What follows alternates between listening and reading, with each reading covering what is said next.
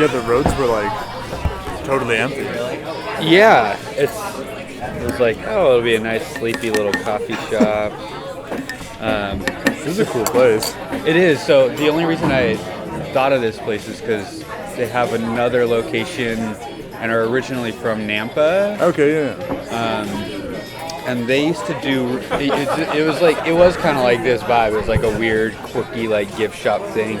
But then the whole back room was like, just like this awesome showroom, and they always like threw shows and stuff there. And I don't think they do that anymore, but that's actually like how I know.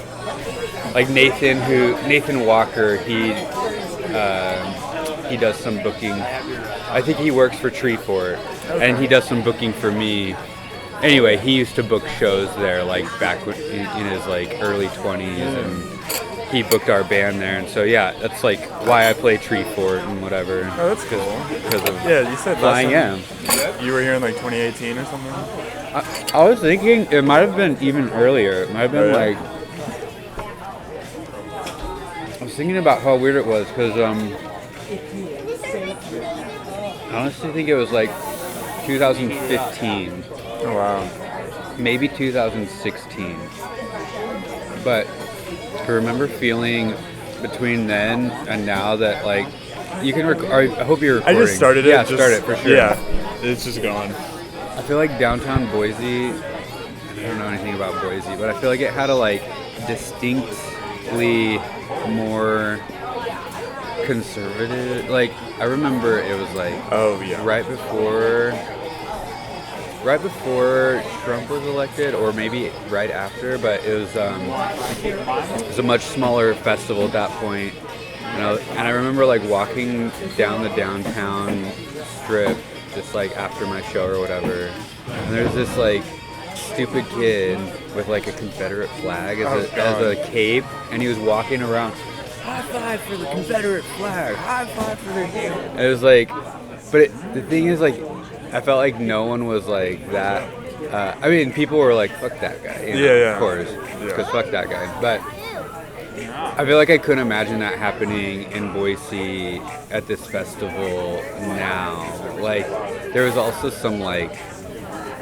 Anyway, I just remember being like, I don't know, Boise, you guys are crazy over here. Like, that guy just walks around and it's fun. I don't know. But it's definitely gone through some changes, like, in the last couple years. Yeah, it just feels like a lot more of a city, kind of. Yeah. I mean, it just feels like there's, more. I mean, I was just noticing like how queer the city felt in like a really awesome way. I was like, all right, like. And if you make your way over to like 8th Street, it's just like a total strip of like, I don't know. Yeah, it's like when I haven't lived here my whole life. Yeah. And then so when I did move here and I went to 8th Street, I was like, oh, there's like gay clubs and bars and all this stuff, and I was like, I didn't expect that here. I know, I didn't either, and I'm sure those folks and communities have been here a lot longer than 2015. But I feel like it's what's visible is noticeably shifted in a good way. Yeah, exactly. You know? So it's like more open. Yeah, totally. I just kind of wrote down some questions if you wouldn't mind. Related. For sure, dude. So I guess just kind of want to start with like more, not super personal, but just stuff related to you. So like would you mind kind of summarizing your musical history? I think you started as a drummer. Totally, yeah. So I like a lot. I mean, I feel like it's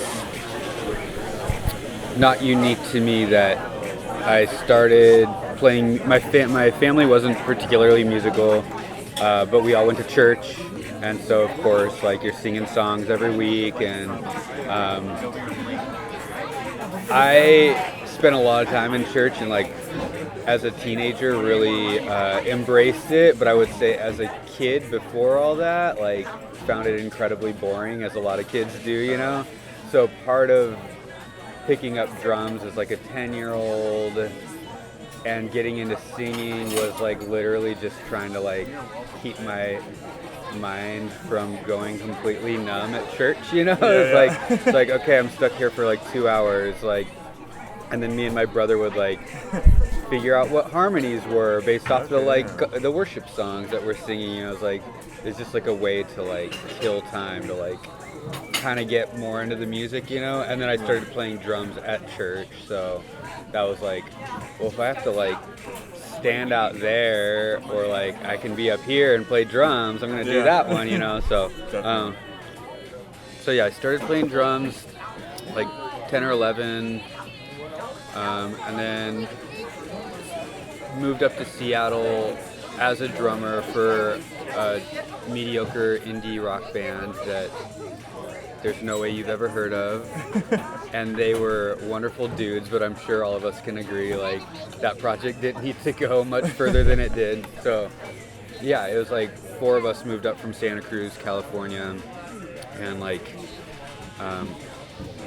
just kind of did that moved into a house together, had a little basement where we rehearsed, and almost didn't stay. The 2 of us had moved up early, 2 weeks early, to try to find a place to rent, and the idea was like, let's move to Seattle and we'll go up there early to me and my friend Ben, also the singer of the band, and if we find a spot to live within 2 weeks, then we'll move. The band will meet us up there, and if we don't, then fuck it, we'll just stay in Santa Cruz. And it was down, we'd been up there for 2 weeks and just like nothing. And then like the day before, we had told the guys, like, don't drive up, like, I think it's a bust. We're gonna check one more place out tomorrow, and then we're gonna drive home the next day. And then like, it was like a really cool house, but the landlady, like, she couldn't, or the person showing us the house, like, couldn't find her keys. And so us and the other 5 people that were there to rent it, which they probably would have got it, not us, she was like, I can't show you the house, so if you want it, it's sight unseen. And the other 4 people were like, eh. And we were like, yeah, let's do it. And then it was like, so we ended up moving to Seattle, and yeah, that's where I've been. That's awesome. But yeah, after that band broke up, and during that time, there was a sense of like, you know, drums is still maybe the most fun instrument for me, but it's also very just inherently collaborative. Yeah, you like have to have other people because you're not necessarily like composing or writing too much. Yeah, like, you'd have to be a very special kind of drummer to like be a solo drummer, and like, you know. And so yeah, it's just, you know, there's guitars around, so there's just this kind of natural, like, you know, when I'm not playing drums. And at that point, it was like all of us were all just focused on music. I mean, I still kind of am, but yeah. So I just started like whatever, learning like Bob Dylan songs, and like you know, I got really into like classic American folk, like Odetta. I got really into Odetta, and like you know, Pete Seeger, stuff like that, like the kind of like more protesty stuff too. But yeah, just like learned a bunch of covers, and then yeah, I kind of just started doing open mics and like went from there, I guess. So is that how you would describe where you got your like musical chops, kind of just from learning other songs and just kind of taking techniques from that? Absolutely, yeah.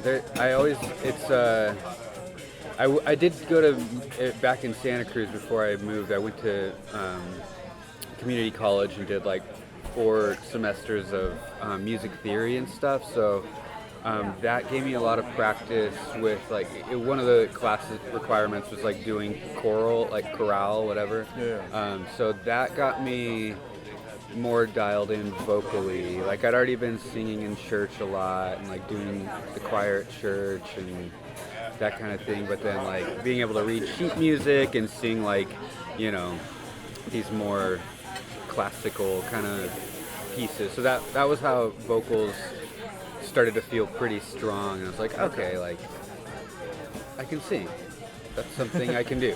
And then yeah, I would say guitar 100%, just learning other people's songs.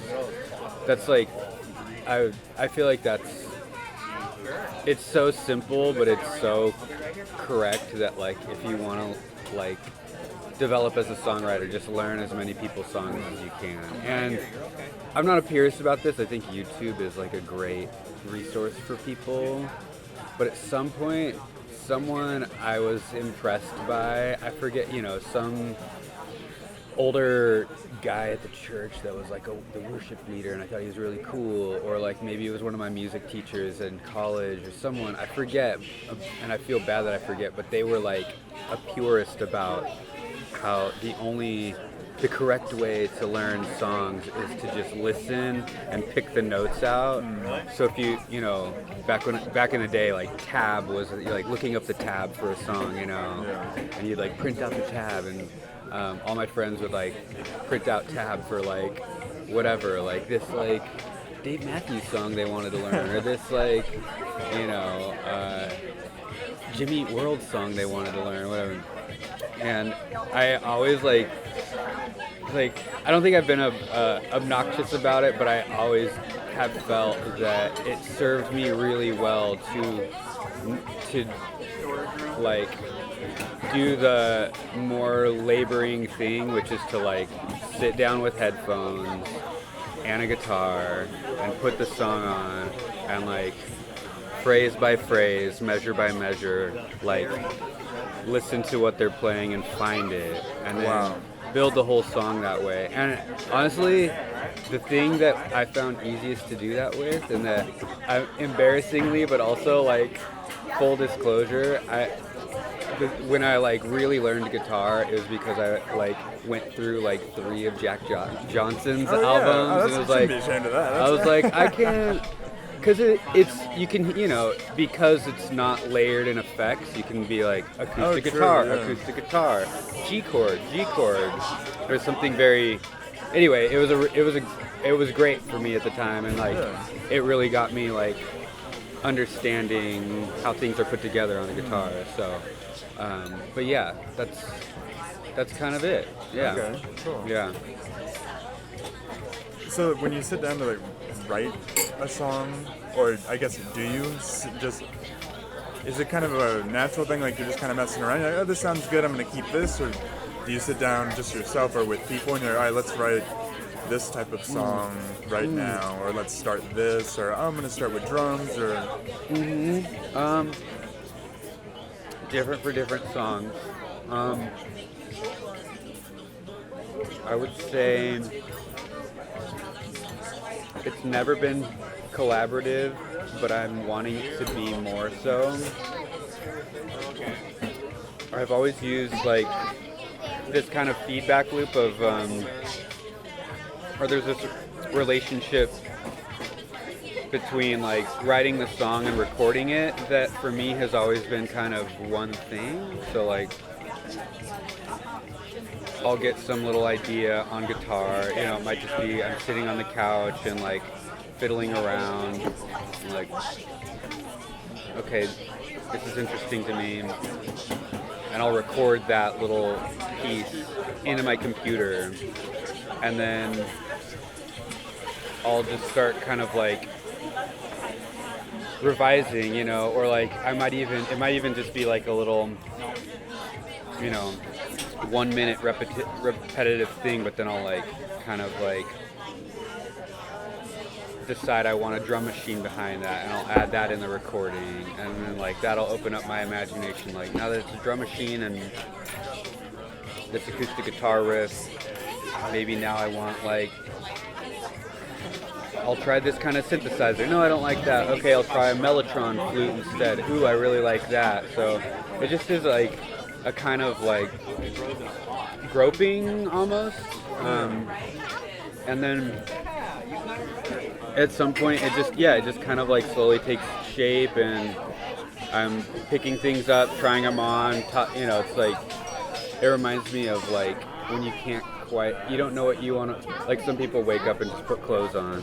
And some people have to look at their whole closet, pull things out, put things on, throw that aside. Okay, let's try these pants, and by the end there's a big pile on the bed, and that's more like how I would describe it. Yeah.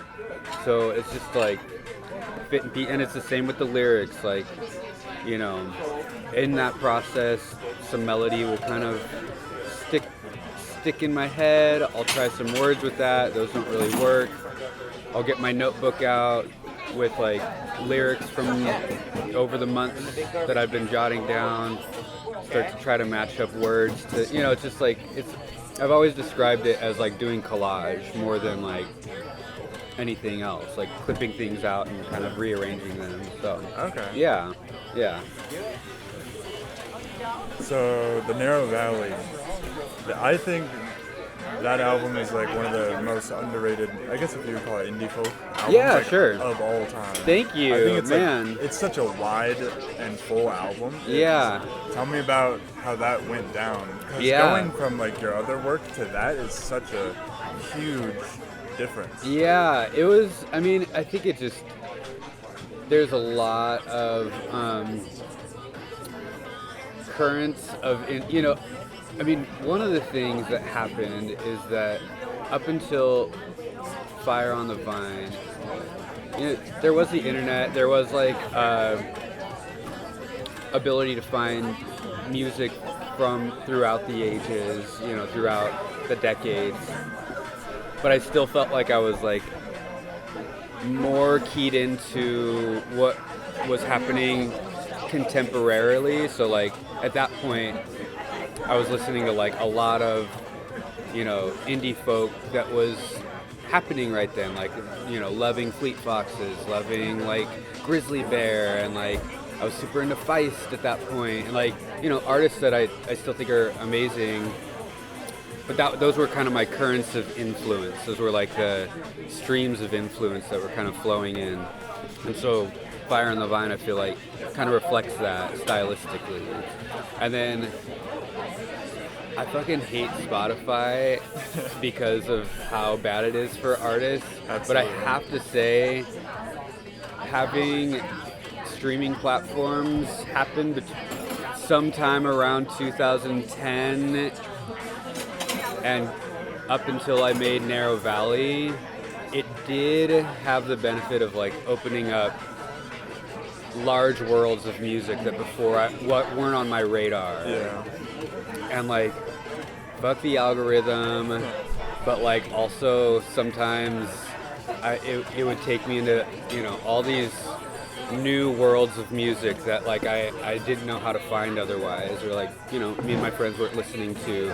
And so I feel like after after Fire on the Vine and before Narrow Valley, there's just I was just reaching into like all these different eras of music and like finding stuff from the 50s and the 60s, and I got really into this producer Joe Meek, who's like a total weirdo, and like there's just like all these like cool weirdos throughout the last 100 years that were like just like blowing my mind, and it was like, and also just like renewed interest in like whatever, some of the weirder Beach Boys stuff, and like I think I just like really I don't know, something about that maximalist sort of cinematic approach was like really striking a chord with me. So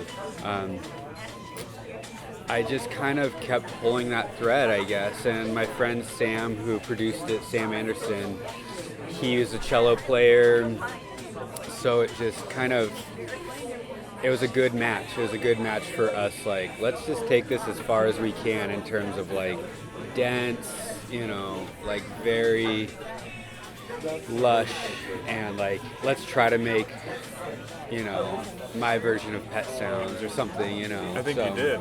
Thank you. I mean, that was kind of, there was definitely like a North Star. So and it's still something I'm in debt for.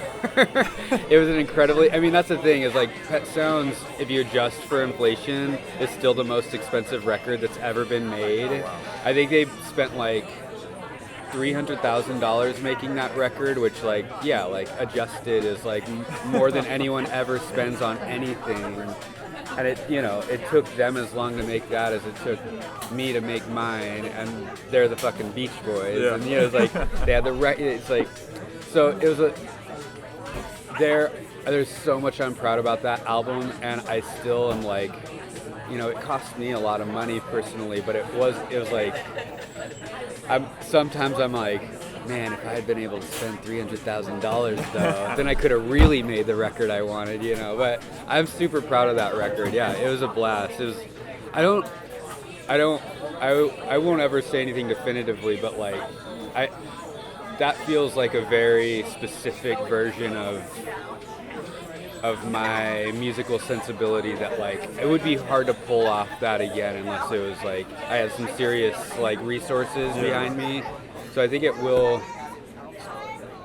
quite possibly could stand out as like an exception within my catalog. Who knows what'll happen? I only have 3 records, so who knows which ways I'll go. But these days I find myself more interested in folk art in the sense of like what can you make with whatever's within reach, like so back then it was like I gotta hire the Seattle Orchestra to play, those are like members of the Seattle Orchestra playing strings, and now I'm like, that was awesome, that was amazing, but hold on, like just maybe you could find something like that on a synthesizer that like would cost you $0 and is also cool, so I find that I have a tendency towards more contained records, not quite as maximalist right now. That's kind of where I'm headed, but we'll see. So, that's why I think that one's just such like a, I don't know, standout, I guess, because like I found you right before Narrow Valley came out, like 2014, 2015, and then when that came out, I was just like, wait, I thought this was like kind of singer-songwriter. Yeah. And then exactly what you said. It's very cinematic. That's how I would totally describe it as well. Yeah. And so with like the compositions for that, you said you found a cello player and some other people. And did you just say like, hey, here's what I have. What do you think would harmonize? Or how did that go down? So similar to the process I was talking about of just how I write songs, I did that with those too. So I would build full demos at home. But they would be dumb demos. They'd be like, it'd have all the basic elements, but the strings would be, clunky arrangements that I did on MIDI that sounded very, just sort of like placeholders. And I would do that for everything. I'd do that for the drums, like, even if it's just like tapping a little rhythm on some bongos or whatever, I'd have like all the pieces kind of like roughly sketched in. And then, I'd bring that to Sam and we'd kind of like just, rebuild the song with much more careful intention to like, each of those pieces. And he would give me a lot of help, like, he produced it, so he was completely amazing in terms of like, okay, this is how it can fit together in a way that's not so clunky or whatever. And with the arrangements, string arrangements specifically, that was about half of what we did. I mean, it was almost painful how meticulous we would like, I'd give him the like, I'm playing like triads on a keyboard and it's like, there's nothing interesting about it. It's just like, here's the chords. And so then he would take those chord charts, and then we would like in MIDI, which is, are you familiar with MIDI? Yeah. So like, then we would just like build the chords in MIDI, and then with each chord just dragging up and down, like these are what the voices should be. And like working with MIDI like that is like so mind numbing. It's like, it sucks, but like it helped us. It was a good tool for what we needed. So just build all the arrangements, 3 or 4 voice string arrangements, and then he would translate that into sheet music, and then the sheet music would be given to the string players, and they came to the studio and we'd record them playing it, and then maybe make some adjustments on the fly. But it took forever, and I couldn't have done it on my own for sure. That's amazing. Yeah. I guess I really like, how do I word it? Like, what is the Narrow Valley to you? Oh, man, yeah. I mean, I was just listening to a podcast on the way here with oh man, what's the guy's name? He just put out a record, and I should look it up because I don't want to not give him credit. Let me see. Sorry, I'm still a little groggy. No worries at all. Me too. Andy Schaaf? Do you know this guy? No. You should check. It's I'll spell it because I don't know how to say it. But yeah, this guy. Okay. Andy Schaaf. He just put out this record, Norm. Norm. All right. And I think it's good. He has cool songs. And he was talking about like he was being interviewed and talking about like how he sort of writes in this narrative style too, where like a lot of his records are sort of concept records with like narrative threads that kind of weave throughout, and how it's a little bit like tricky to like, I don't know, I still find that record like I'm still kind of like, I thought I knew what it was about, and I do, but like I find like that I'm still understanding what I was up to. Like I'm still kind of like trying to wrap my head around what the concept actually was. Oh wow, so even yourself there's not a defined... Yeah, okay. I mean, I remember trying to describe it at the time of the release to different folks who would ask, and always getting like, feeling like it was a pretty muddled answer. But like, if I can try to distill it, the fictional story that I'm telling is about a small town in California that is populated with like a handful of characters that find their way into the songs, and there's little vignettes and like little dramas and episodes within each song of these like handful of characters. I would say there is like one protagonist. It's like, to me, a teenage kid or like a young adult. And there's like there's a like, this place sucks kind of feeling, and like I gotta get out of here kind of feeling, but I'm sort of stuck here kind of feeling.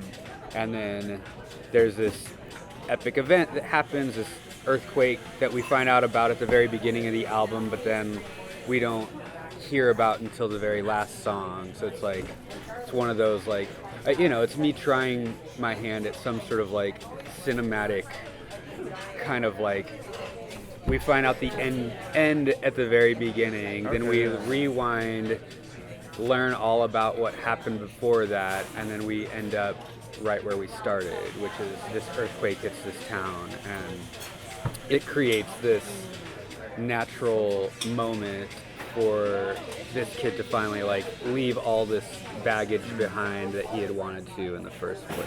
Okay, yeah, I guess I wasn't totally sure if it was like a concept album, because it is very narrative, just like you say. It's like there's pieces, and you can imagine it all taking place in one place. Yeah. But then I was always just like, I guess I just didn't know for sure. But I really like that aspect of it. Thank you. The other thing about Andy Schaaf that I think this is why he came to mind, and I forgot, now I remember, is that he talked about how after he finished the lyrics to this new one, he sent them to a friend, and the friend would look them over, a writer friend, and be like, oh, this, like, is this what the story is, or is this, or like, I don't really get this part. And then they did drafts back and forth, because there is something that happened, and I wonder about this with Narrow Valley, where like the story is so fleshed out in my own mind. Like I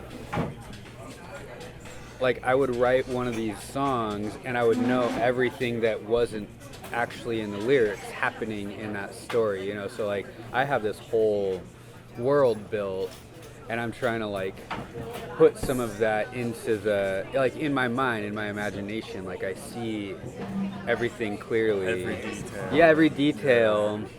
And so when I write this song that's part of that story, It's like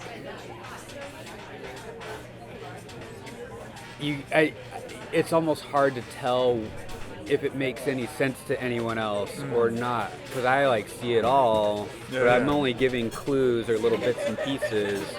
So I always wondered, like, does this story make sense as a coherent story to anyone but me? And I think, but then also I'm kind of like, well, I don't need it to be the same story for every person too, you know, like if it tells a different story to someone else, or maybe these don't even add up to a coherent story to someone, but they like it for that reason, you know, it's, so sometimes I wonder if it makes sense to other people, but then I'm also like, that's, you know, it's every story is gonna, no matter what, you're watching a movie, you're reading a book, each person injects their own kind of,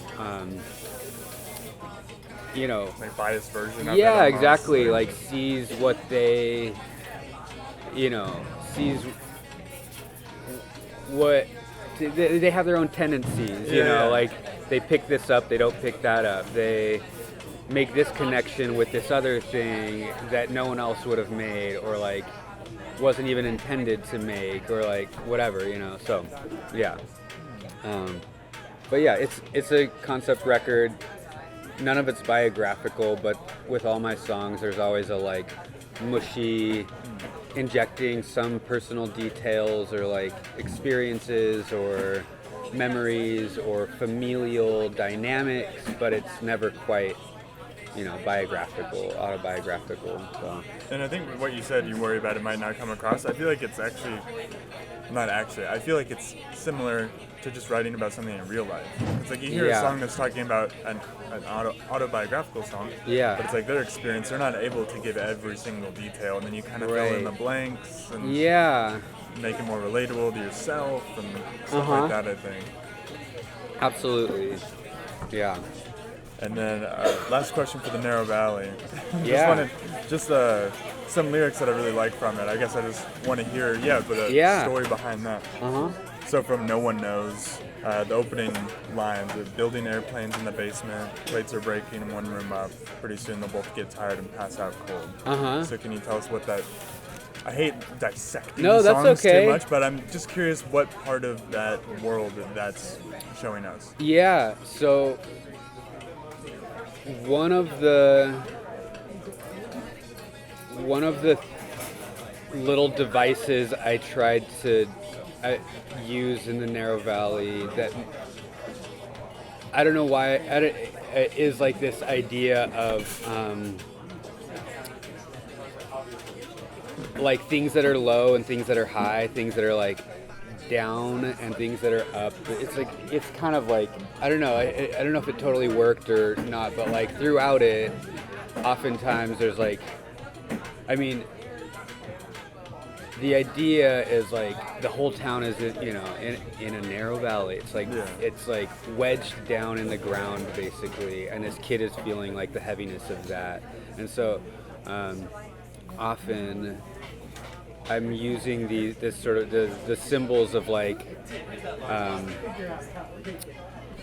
things that can become untethered from that sort of like held down place, that like grounded in the bad sense place, like those are sort of aspirational or desirable. So like he's in the basement, so that is like not where he wants to be, but he's making an airplane down there, which is like him imagining being way further up. You know, there's like a song, escaping out. Yeah, exactly. Like there's a song High Above the Blue. I was just gonna bring that up. Yeah. There's later in the song you reference like dreaming of. There's a good dream of San Lucia, which is Big Sur, and floating high above the coast. So he like, you know.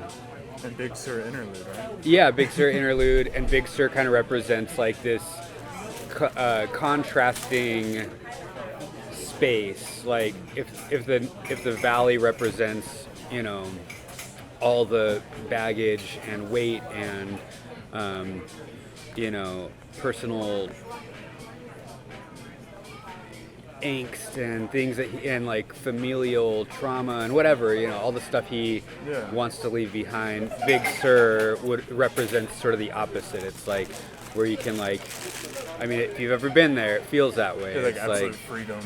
Just expansiveness, openness, air, light, just kind of like feeling like you're, there's like this sense of infinity, as opposed to being sort of like claustrophobically held down, That's kind of what I got from it, but I didn't realize, the comparisons between like physically being low and high. I didn't put that together, but it makes sense now that you say it. And then with the plates breaking, I did kind of think, I was like, oh, there's probably like some family stuff going on. Parents in a fight.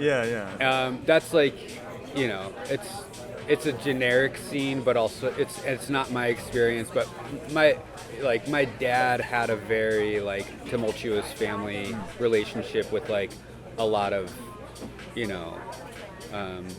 like his parents were just like rowdy in that way, that's such a poor word for it, but like not the best environment for a kid to be in, like a lot of volatility. So lacing some of what he's told me about that into it, and just it's just one little it's like one aspect of the reason why this kid wants to get out of there, which is sort of how my dad felt growing up. He's like, sooner the better,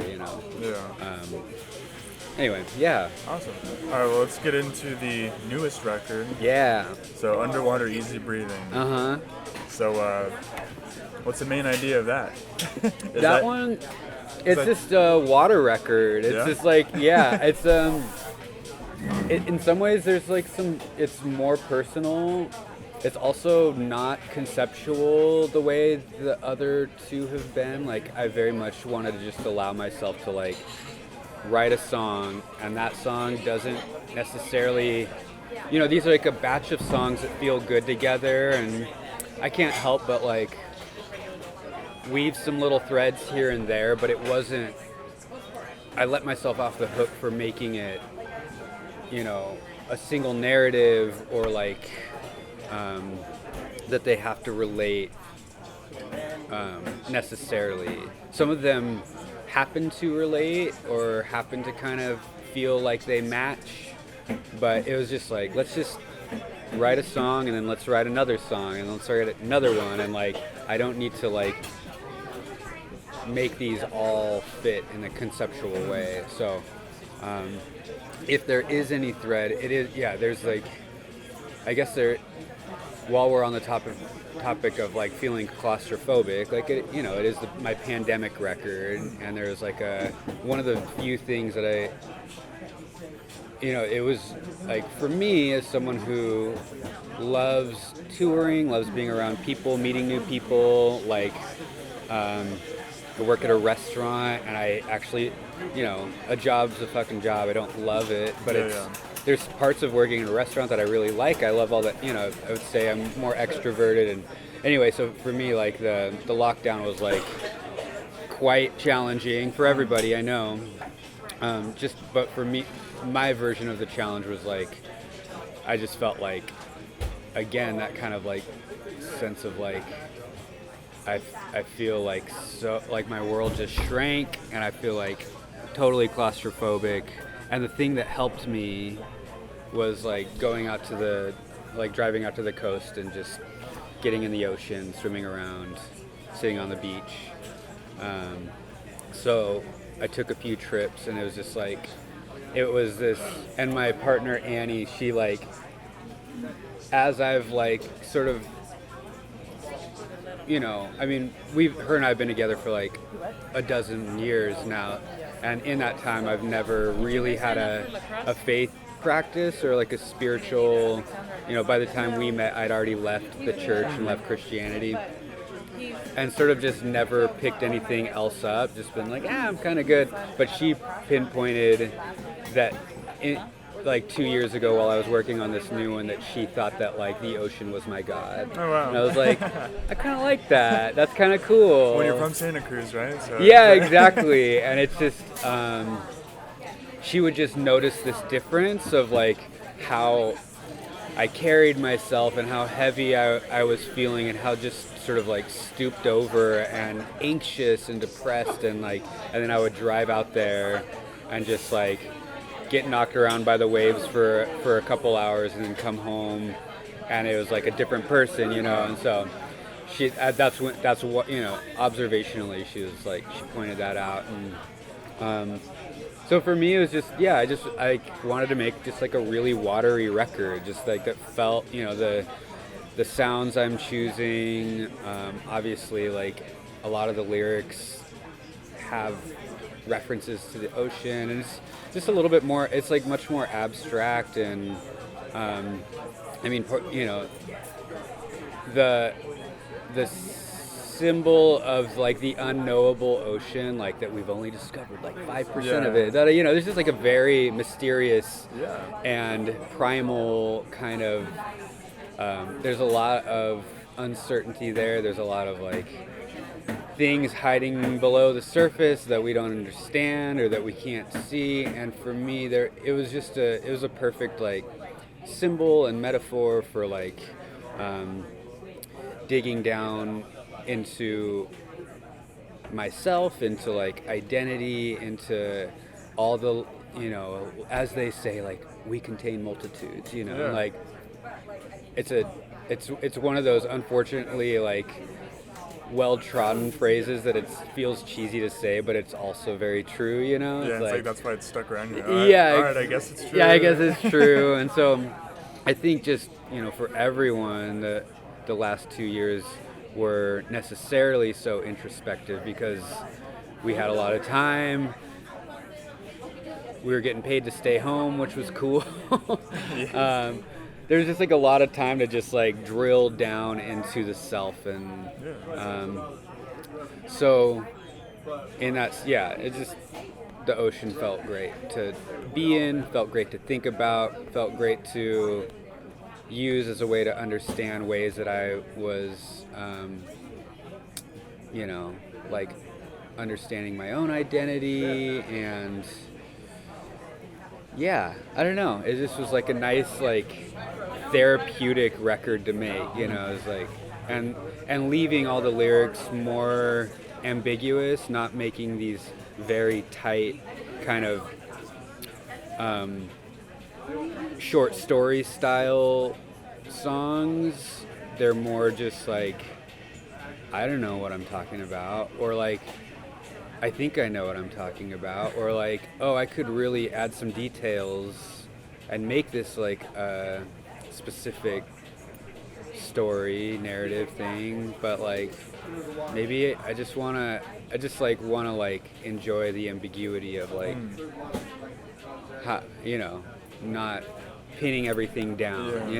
I think you captured that sound really well, because especially going from the Narrow Valley, like maximalist, and then going to this, it feels, exactly like the name, like it feels like you're just kind of floating, and then like the dichotomy between like just a guitar and then the drum machine. Like I feel like that is so important to the record, at least to me as a listener.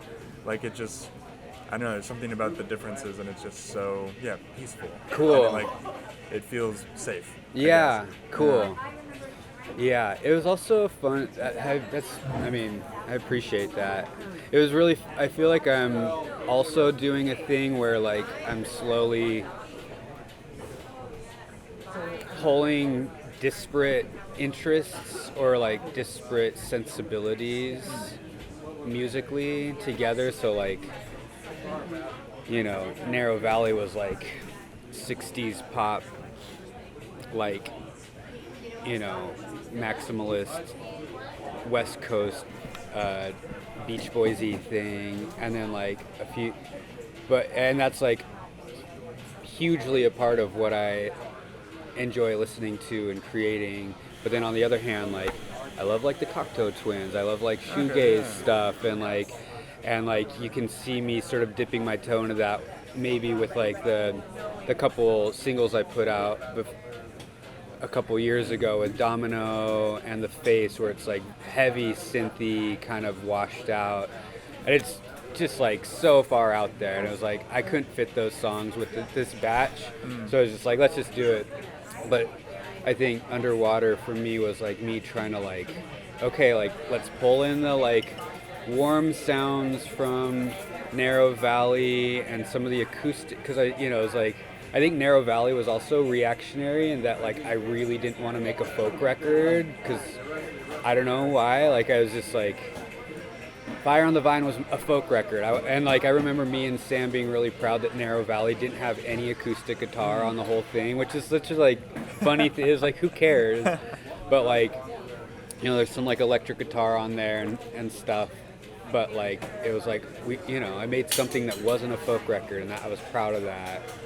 But yeah, I feel like Underwater, it's like, okay, I got some like I love folk music. I love the acoustic guitar. I love how it sounds and feels. Like, let's pull that in there, but then let's get some of those like Beach Boys-y sort of arrangements and like hollow body on there. Yeah, and like some of the just like the melodies and stuff feel kind of Narrow Valley-ish to me. But then like let's get some of the synth on there that I love, and like some of that sort of like more lo-fi home studio approach of like like I love like I've been listening a lot to like Molly Nilsson and like even though I don't like his politics, John Mao and like Ariel Pink, like I think they write cool records, but anyway, so yeah, I think that was, it's nice to finally kind of start to understand how I can pull all of this in rather than like, I'm wearing this hat now I'm wearing this one, I'm wearing all my hats at the same time and I look like a crazy person. So Sufjan Stevens influence, right? All the hats. Yeah. So when you were recording these albums, like you recorded the newest one in a rehearsal space, right? Yeah. For a big part of it at least. Yeah. And so are you using, what do you do? Are you using a Ableton, Logic? Are you doing tapes? Using Logic. I try to get a 4-cassette and get into like that because I love how those sound, but I've been doing the computer too long, and it's like, at this point I'm just embracing the technology. Yeah, and the tape's a whole nother crazy world. Yeah, it's super cool, and I love the limitations it puts. Except I don't love that for me. Yeah. I understand concept, like yeah. I like want to, and then like this is like there's too many speed bumps for me. It's like slowing down the ideas a little bit. So I just used Logic Pro, had a universal audio interface that I got during the pandemic. Me and my buddy Dylan went in on it together, and it allowed enough channels and a high enough quality with the preamps in that I mean the big goal for me was to play all the drums on this one, which I hadn't ever done before.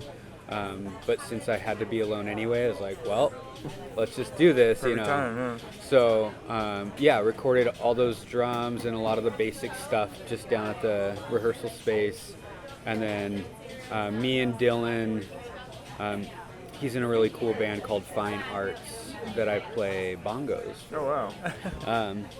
And some keyboard and stuff. But anyway, he and I took all those, the 90% of the songs that had been done up to that studio in Anacortes called The Unknown. And then together with him and Nick, the guy who runs that place, Nick Wilbur, we kind of like there's a technique called reamping. Are you familiar with it? It's like, I feel like I didn't know about it until this record, but apparently everyone does it, and it's like a huge shortcut, which is to like for instance, I might record, a guitar line, like a little lead line, just DI straight into the track, but then you can take that,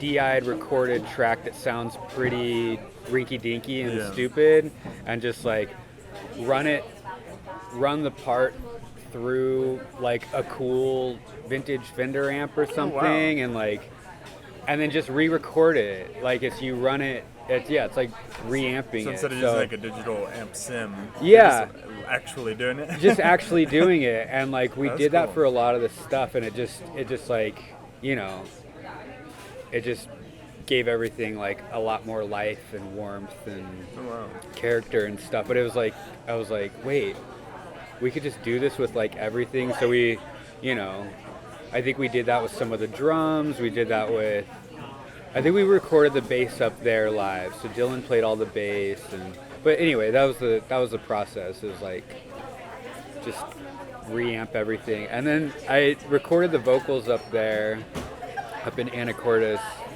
and it was kind of nice because we would work from like 9 to 5 on some of the other stuff, and then Nick would go home, and at that point Dylan had gone back to Seattle, so then I was just sleeping up at the Unknown, like, you know, up there by myself after 5, and I brought my computer and my interface, but then I could use Nick's really nice like $10,000 vintage Neumann microphone, whatever. So after hours, I would just track by myself using his nice gear going into my computer. And so I did all the vocals that way because I just hate recording vocals in front of people. Like it, and actually this is the first record that I really feel good about how the vocals turned out. And I think the vocals are fine on the other ones, but they're harder for me to listen to, and because I can hear my tentative, I can hear myself being watched in the studio when I listen to The Narrow Valley. Like I can, the feeling of like being like a fish in a fishbowl with the producer on the other side of the glass. It's like, I think I overcame it. I think we got it, but it was just, I can tell I'm uncomfortable. Yeah, I've always found it jarring. Like, I'm just a hobby musician, not like in studios or anything. But like, whenever I watch people and they're like, you know, you have to. Some people, especially people that aren't super comfortable singing in front of people, like you get into the groove, kind of, right? You get like immersed in it, and then the producer's like, "Oh, no, stop, retrack," and you're like, "Wait, okay," like. Yeah, it's totally like, it is jarring, or like, it's just I just hate that feeling, or like, you know, them being like, let's do that one again, and you're like, wait, I felt pretty good about that one, and then like, I just hate it. So yeah, kind of gotta trust it, right? Like, all right, well, better safe than sorry. Have more than too little. Mm-hmm. But recording the vocals on my own up there was like, I will do that every time. It was great. When does being up in a place like Anacortes or just the Pacific Northwest in general, do you think that influences your sound or your music? You know, I've tried to. I mean, we have stayed in Seattle because of how beautiful it is. Like, it's not an easy city to live in our economic bracket. Yeah. And when her and I have talked about like where else we can go, Annie, you know, my partner Annie and I, it's been like, yeah. But then we live in this neighborhood called Beacon Hill, and there's this park right next door called Jefferson Park, and it's like, I call it a sky park, and it's like, because it's like on the very top of a hill, and there's certain points in the park where you can see downtown and you can see the Olympics, and you can look the other way to the east and see the Cascades, and you can look south and see Rainier, and you can look out and see the Puget Sound, and it's just like, wow. I mean, it just feels so good. So in that way, like, you know, being close to the water, I don't know, I think it definitely, I don't know, I'm sure it does. I feel like in other ways, though, I often find myself going elsewhere in the lyrics. Like, I don't know. I think in Fire on the Vine, since I was still just fresh to the city, only a few years having been there, I was finding it. It was like the honeymoon moment with the city, and I was like a lot more, I think, just like, I was just sort of like, there's like a more like more like focused on it, and like I think maybe in that one that one feels more like I'm working in some of the landscape or some of the feeling, or I mean it's just like the darkest of the records I think in some ways, and so like maybe the darkness, I don't know, I've always felt like I was trying to find the Pacific Northwest in my music, and I've been asked this before, but I don't know if I totally feel a direct connection between the Pacific Northwest and like the music I'm writing. I always think of myself like as like a West Coast songwriter, and sometimes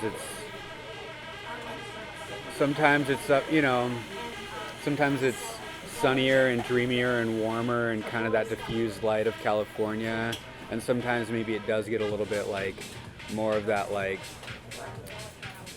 dark wooded mysterious kind of foggy strange, that you see like in the San Juan Islands, that kind of like other like transportive that kind of there's something like there's like a strange magic or whatever to like some of those like far-flung islands that are just like up there. I'm sure it's in there. I just asked because I feel like I'm from originally Southern California. It's like partly like Orange County and then like the like Riverside area. Okay. And I feel like everywhere I lived was so just concrete and sand. Okay. And I feel like there wasn't a lot of art. Yeah. But I feel like the people that did, they were making it because the place was so miserable and boring. And Sure. then they would create these amazing things, but I feel like a lot of people didn't have, in my opinion, motivation, because it was just like, oh, it's just hopeless. Yeah. Like there's nothingness. So I get curious when people live in other places like, that are kind of commonly seen as more beautiful. And I wonder how that influences them sometimes. Yeah. Yeah.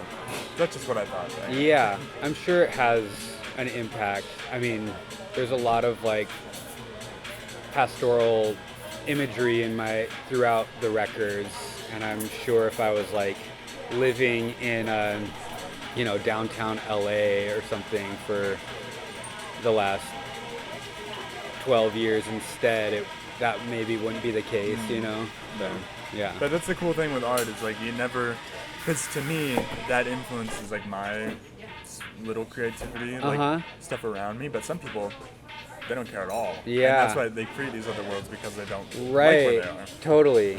Yeah. Yeah. Yeah. That makes sense. And you're doing a lot of house shows for this upcoming tour, right? So have you done a lot of those before? Yeah, that's like, I think that's kind of the model that works for me, because it really is like, I mean, like I mentioned at the show, like, it's just, it's the only thing that's really scaled to where I'm at, like there's not a lot of like commercial viability at the moment, and it's not really something I'm like striving for necessarily, so it's like, but there is like basically working a day job and making records in Seattle is like, I'm perfectly happy with that. When I do go on tour, I need it to be like this nice blend of like,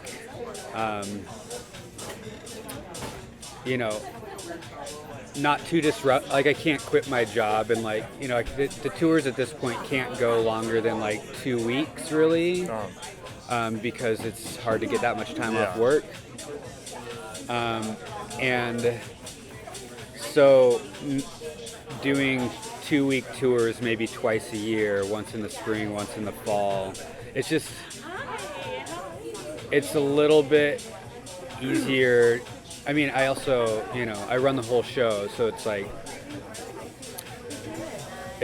in terms of, booking, publicity, management, label, any of those things that like a team might usually help you with, like, it's kind of just me doing all that. So the house show thing is just like, since I have decided, and also, or since it's the case that like, this is the level I'm at, this is the amount of time I can take off. I have control over everything, and therefore, like, it just all kind of leads to this, alternatively, like, a tour might look like opening for another band, but then it's like, they might want to take you out for like a month and a half, and they might, like, you might still only be making $250 a show and if it's just me, that's great. But if they're like, we want to bring your band, then it's like we're all making $50 a night, And so, getting a band to be able to take time off, making sure everyone's paid. The older we get, the more responsibilities there are. So yeah, the house show there's just so many ways it makes sense. Where it's just, again, like, you get 20 people in a room like this. Pass a hat around, everyone throw in $5 to $20, just leave it really loose. And if it's just me, then I might, that's between $200 and $300, and there's no sound guy, there's no bar, there's no venue, there's no, like, all those other things like management or publicity, no one else taking a cut. So it also just helps, like, I don't really have a disposition or natural knack for the, like, logistics of running a operation like this. So the more simple I can keep everything, the more fun I am having. That's so good. Like, just like keeping it real simple and DIY it's just like more fun for me, So yeah. You ever have any like weird experiences at people's houses? I was just thinking about this. I was just thinking about this yesterday. I'm playing Spokane tonight.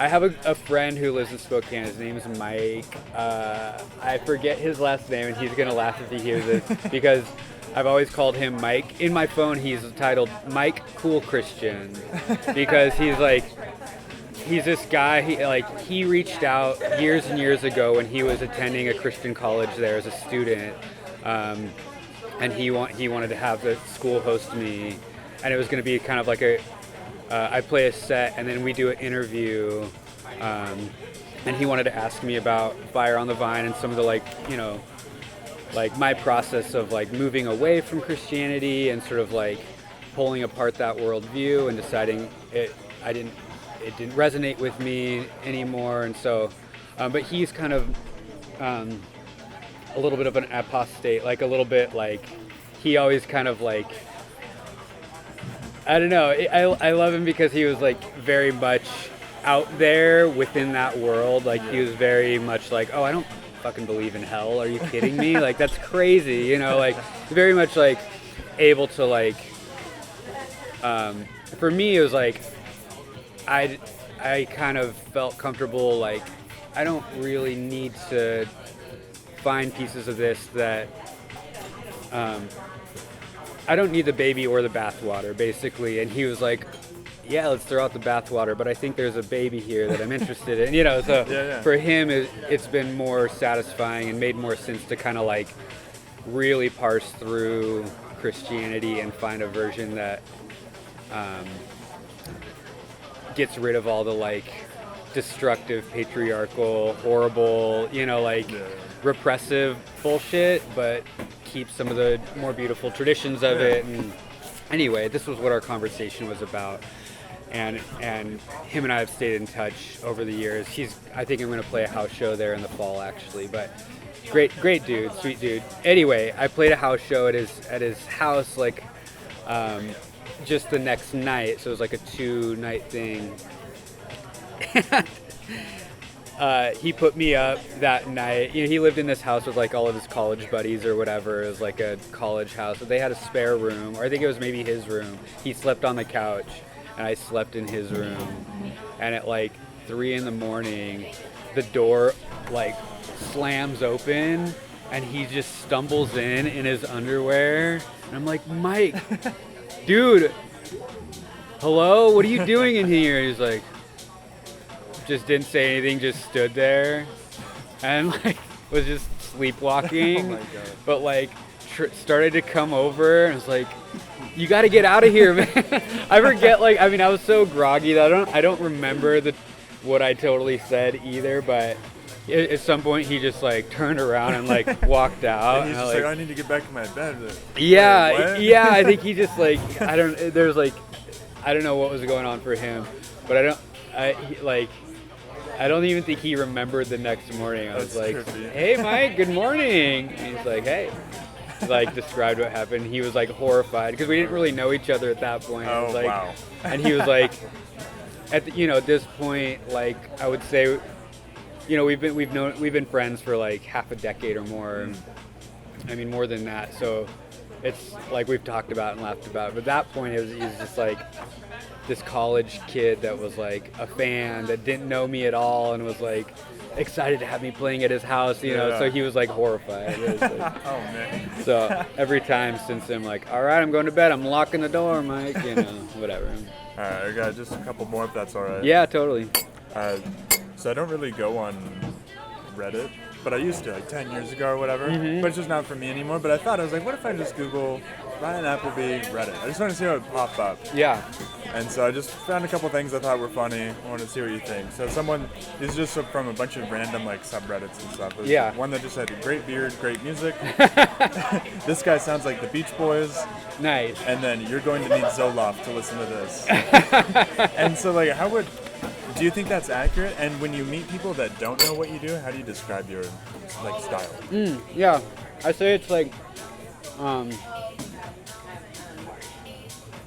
these days I've been saying, like, I'm a folk singer-songwriter, and I like to, make it a little bit psychedelic and a little bit cinematic. That feels like sort of the easiest. Sometimes I'll say like folk pop. Kind of depends who I'm talking to, but yeah, I mean, in terms of the like, what genre are you? That's kind of what I say.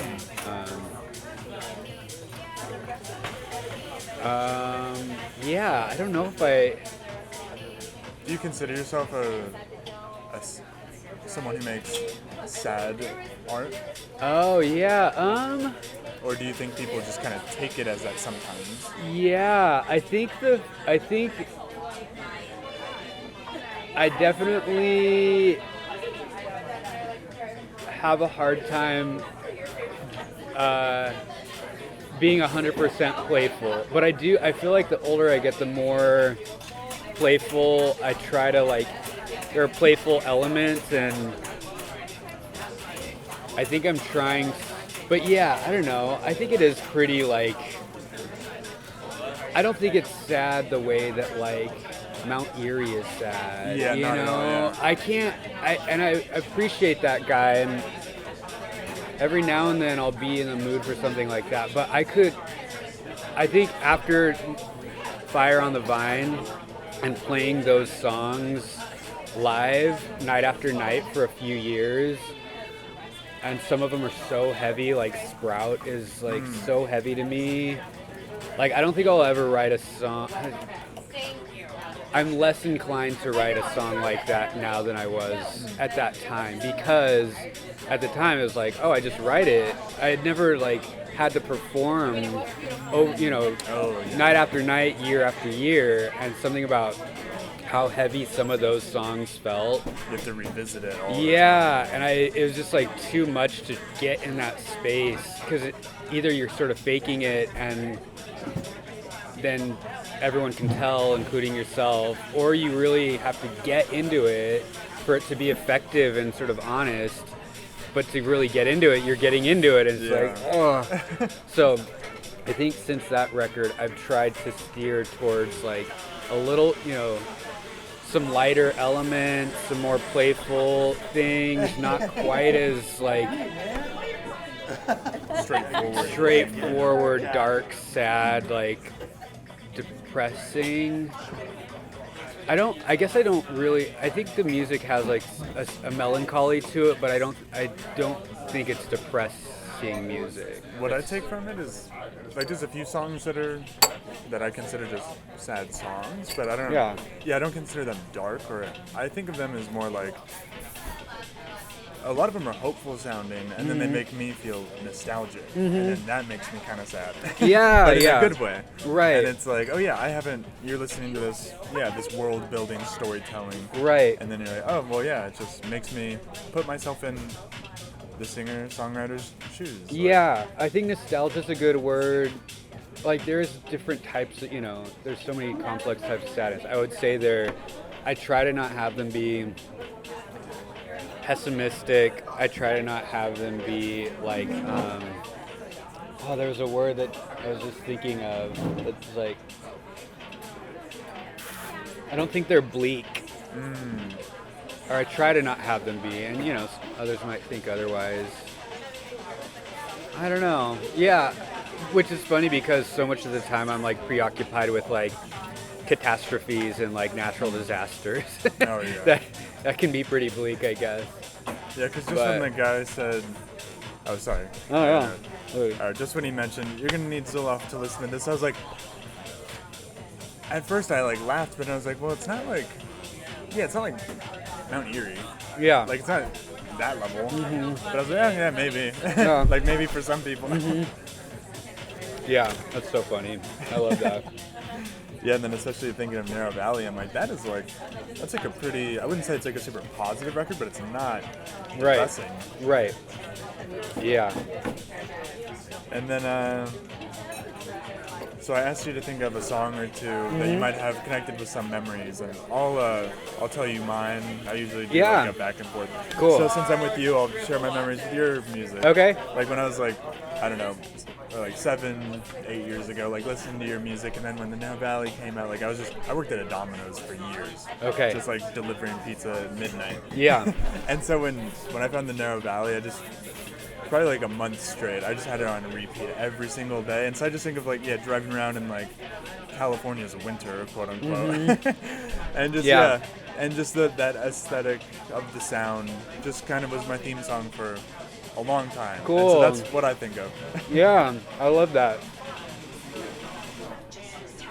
It's so like heartwarming to hear people's experience with like the things I make. It's like, it's very special. Thanks for sharing that. Of course, yeah. So this is a memory with someone else's record, is what you're saying? Yeah. Or just with anything, yeah. Yeah. So it's so funny. Like once you mentioned driving around, it makes me think of like what I was listening to, like what have been like consistent,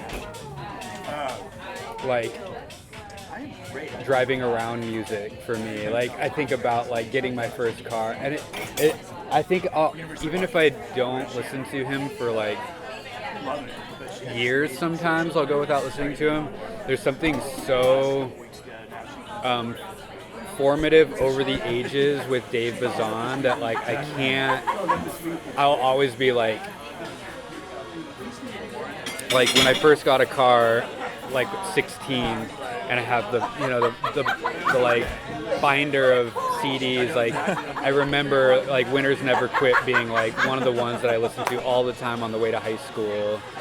And then like later when I first drove up with a few friends, I was like 21, and we took our our first big road trip, and we went all the way up to Whistler from Santa Cruz, and then over to Calgary, and then down through like Glacier, Montana, and into Idaho, all these places we'd never been, and it was like this amazing trip. We had like $700 between the three of us for gas and everything. Wow. And we're just like sleeping in parking lots, like in this little. Anyway, I think his newest EP had just come out. It was before Curse Your Branches. It was like his first solo effort, and we like listened to that over and over, and it was like at some point I've even covered some of those songs, but yeah, I think like that road trip, listening to him, and then like moving to Seattle and him putting out Curse Your Branches. I just feel like in all of these like specific pivotal formative moments, there's always been like a Dave Bazan record that's accompanied them, you know? And so I feel like every time I listen to one of his records, I'm like, oh, this is like, I'm back, you know, living in the house on Hudson Street in Beacon Hill, Seattle, 2007, and I'm like upstairs sitting in my brown chair that I got from the Goodwill and like smoking out of a corncob pipe because that's what we thought was cool in 2007. It was like, cool in 2007. yeah, being like, you know, it's like, and I like had a fucking fedora on, you know, like, and then like listening to the, you know, his record from 2005, and I'm remembering like going to Canada for the first time with these friends, and I feel like that's always, his records are particularly transportative for that reason.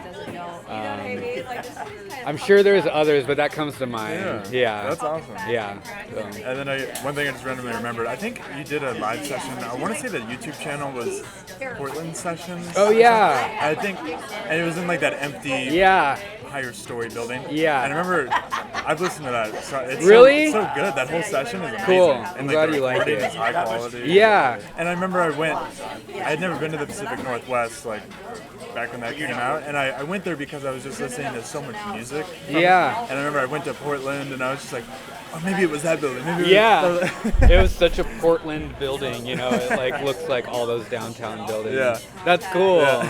I love that. that. Was funny. That's cool. And so do you just want to plug tour? Where can people find your schedule? So Instagram, everything's posted on there. And is your page just Bryan Appleby? Yeah, Bryan John Appleby, I think. Or maybe it's just Bryan Appleby, actually. I follow you. I just want people to know. Okay, yeah. So next weekend I'll be in Everett and Seattle with the full band. And then the following week, head down the coast with my friend Tomo Nakayama. He's a great Pacific Northwest songwriter. And we'll start in Eugene, get all the way down to LA, out to the desert, over to the coast, Ojai, up through through Mendocino. We'll be in Sacramento. Anyway, it's like 13 dates. We're playing every night, and it's all just basically California and Oregon. So, and those will be a combination of house shows and regular venues. And that's kind of it for now. But yeah, I'm booking a tour. Currently starting to book for something in the fall that'll be out this way. So like Washington, Idaho, Montana, and Utah, I'm thinking. Wow. So I'm definitely looking for folks who want to host house shows for that. So if any of you listeners out there want to host a house show in the Northwest in the fall, hit me up. And they can just contact you on Instagram? Instagram or email, just BryanJohnAppleby@gmail. So it's like my personal email. So yeah, just reach out directly. Yeah. And what's the best way for people to support you? Just like buy records? Yeah. Or go to tour? Buy records, go to tour. Bandcamp, is that a good spot to purchase? Yeah, Bandcamp's great. And then the newest record, Underwater Easy Breathing, is coming out on vinyl. And so the pre-order is going for that right now, and I'll be shipping those out this fall when I get them. So people are interested in that. Awesome. Yeah. Well, we went more than twice the length we thought. Yeah, you can That's edit. all I got for you. Right on. I'm just going to keep the whole thing. I thought it was awesome. Cool, me too. All right. Well, thank you. Yeah, you got it. I think I'm going to grab another coffee for the road.